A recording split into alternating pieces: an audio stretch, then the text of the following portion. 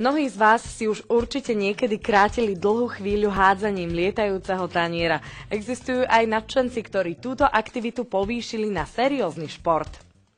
Tento šport sa nazýva Ultimate Frisbee a najúspešnejším klubom na Slovensku je Team Mental Discorders. V letnom období trénujú na Dreňovej v Ružinove. Ten šport Ultimate Frisbee vlastne priviezli lektori a takí tí prví Američania, čo sem došli po revolúcii.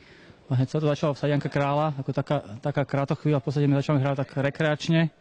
No a postupne tými rokmi sme začali tú krásu v tom, začali nové trénovať a sme zúčastňovať sa tých profesionálnych a tých zahraničných súťaží. Ako môžete vidieť, existuje viac spôsobov, ako hádzať frisbee. Väčšina ľudí, ktorá to nehrá profesionálne, hádže backhandom. Okrem toho existuje aj forehand, pri ktorom sa hádže z boku. Palec je z vrchnej strany a ďalšie dva prsty zo spodu. Tretí základný úder je tzv. Upside, ktorý sa hádže podobne ako forehand, iba že okolo hlavy.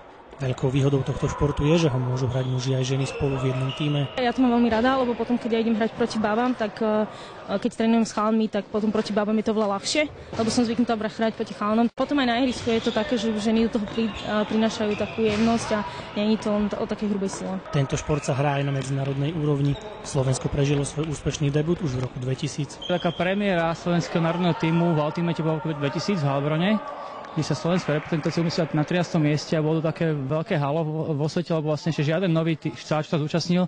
Vlastne nevyhrali ten zápas, my skončili 13., čo bolo veľmi prekvapujúce, takže odtedy, je to tak. Koľko družstiev vtedy štartovalo na tom turnaji? Tam bolo 20 krajín, tam malo svoj tým. Hráči frisbee si svoj šport pochvaľujú. Najradšej na frisbee mám, že sa poriadne vybehám a stretneme sa s kamošmi, zahráme si parádnu hru, je to strašná zábava.